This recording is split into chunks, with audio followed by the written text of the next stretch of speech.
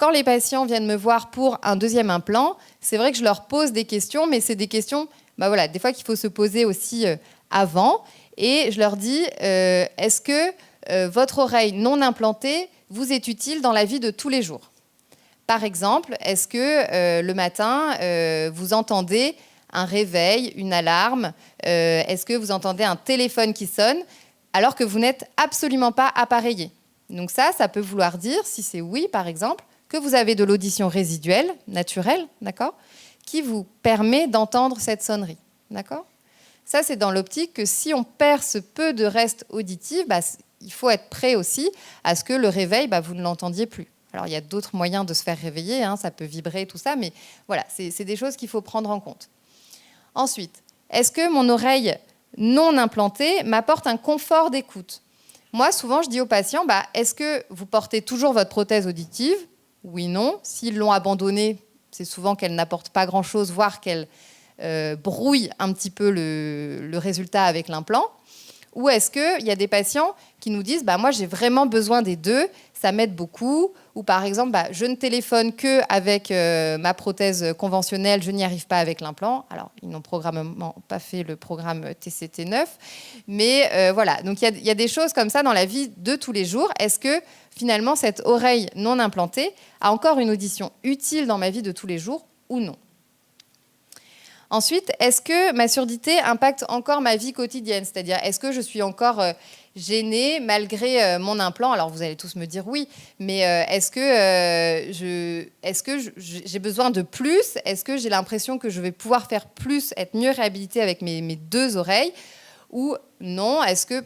Par exemple, on a des patients assez âgés qui peuvent être, par exemple, en maison de retraite et on sait qu'ils ont besoin d'entendre, de communiquer pour rester stimulés, pour rester actifs. Et du coup, nous, on est tout à fait, toutes les équipes sont tout à fait favorables à une implantation, quel que soit l'âge. Après, pour le deuxième côté, il faut se poser la question pour des personnes très âgées. Est-ce que ça va vous aider beaucoup dans votre vie de tous les jours ? Est-ce que ça vaut le coup d'une deuxième opération, une deuxième prise en charge orthophonique ? Voilà, ça se discute au cas par cas.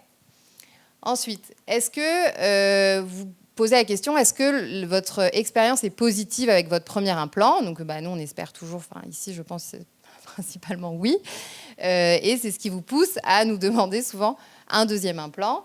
Si l'expérience n'est pas positive, ça peut être des réponses aussi à un instant donné.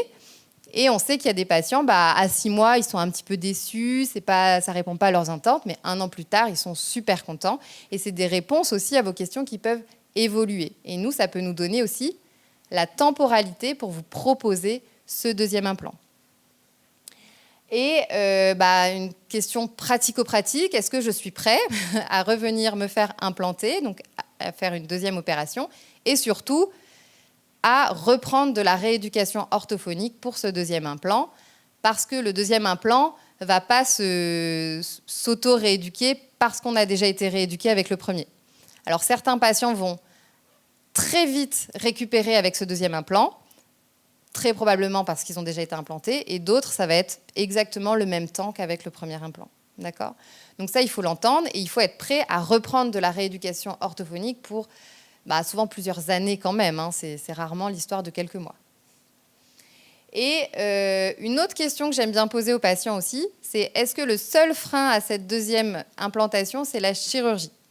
Il y a des patients qui ont très peur de la chirurgie, mais comme le disait le professeur Vincent, la chirurgie, c'est un acte technique, programmé, très maîtrisé, qui finalement va vous embêter 10 jours de votre vie avec le pansement. Ensuite, finalement, le gros du travail, ça va vraiment être la rééducation orthophonique. Et du coup, si le deuxième implant ne se fait pas juste à cause d'un frein, d'une angoisse, de la chirurgie, je pense qu'on a les moyens de vous aider, en tout cas, à travailler sur cette peur pour que vous puissiez accéder à ce deuxième implant et que juste l'acte technique de la chirurgie ne soit pas un frein. On a une jeune patiente qui a été implantée, je pense, il y a 15 jours, et c'était une adolescente, et son seul frein, c'était la peur de l'hôpital et du bloc opératoire. Et finalement, à force de discuter, à force d'essayer de désamorcer cette angoisse, elle est passée à ce deuxième implant, et du coup, on est très contents pour elle, ça va lui permettre d'avoir cette audition bilatérale. Donc ça, c'est vraiment des choses, il y a des choses sur lesquelles on peut travailler ensemble, on peut vous aider, Mais voilà, il faut qu'on identifie aussi quels sont vos besoins, quelles sont vos craintes pour pouvoir vous aider.